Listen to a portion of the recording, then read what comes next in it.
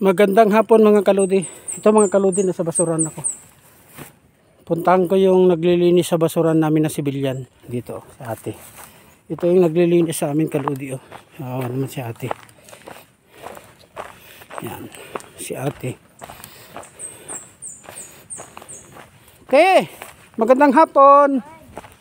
Ano, marami kang nakuha bakal ngayon? Wala na? Doon no, may nakita ko dyan yung mga takip ng kaldero. Oo, nakuha ko na sa isang araw, sir. Ha? Nakuha mo na? Nasunog naman to. Kaya po, kasi gasunog, sir? Baka na sinunog nila din, dami kasing langaw. Ito mga kaludi o si ate, kung sino mag-sponsor sa inyo. Yan, si ate. Siya ang naglilinis sa basurahan namin mga kaludi dito. Hindi naman basurahan ito ng iisa, pangkalahatan ito mga kaludi. Yan. Ito makalat dito dahil kay ate sinisegregate niya yung mga plastic, yung mga recycle, yan oh. Yan. Binibinta niya. Ito si ate, ang pangalan mo ate? Sir, Jenny Baga. Jenny Baga. Baka gustong mag-sponsor mga kaludi, baka may mga gustong mag-sponsor sa kanya para matulungan siya kahit kukunti papaano. Ano lang, mga goods, canned goods, mga ano diyan. Ito mga kaludi.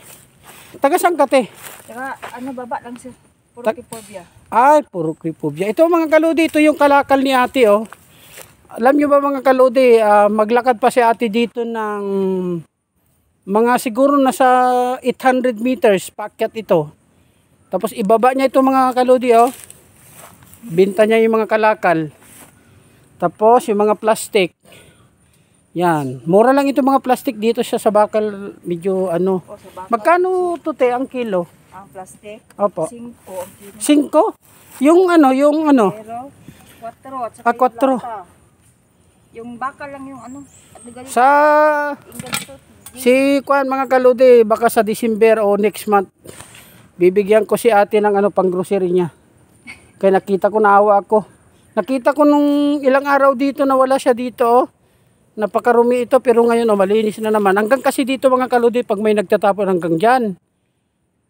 Pero dahil sa kanya, pinupulot niya yung mga napapakinabangan, tinatapon niya rito.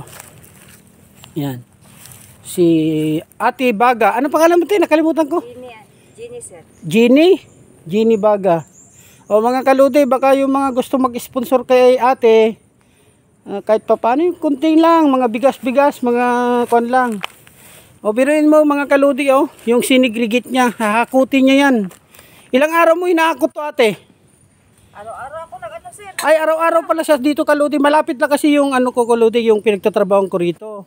Araw-araw ko siyang nakikita rin dito, yan. Siya lang yung inauthorize namin dito mga kaludi. Bawal yung iba. Yan. Ito yung dapat mga tinutulungan kaludi kasi nakakatulong na sa environment. Tapos ano pa? Ilan yung anak mo te? 2 sir, puro college. Ay, tignan mo. Buti pa si ate. Oh, may college na si ate dahil dito sa trabaho niya na to. Magtiyaga. Oh, tiyaga lang. Kahit mahirap may estudyante. Oh. 2 college. Okay lang te ha kasi nag-upload ako kay balay mo, may tutulong sa iyo mag-sponsor. Ayaw mo te, sa next month bibigyan kita ng te, pang grocery mo kay tumaas na konti yung namin. Yung is-in namin, bibigyan kita ng pang mo, kahit paano, kahit konti lang. Pang mo lang. Oo. Turuin mo to mga kaludi oh, ito yung kinakalakal ni ate oh. Yan. Mga yan. Mga basura yan. Yan. Kaya malaking tulong sa amin nandito si ate. At least yung mga iba, hindi na napupunod yan sa basurahan namin. Ilang taon na rin itong basurahan namin mga kaludi, mga to. Malalim yan.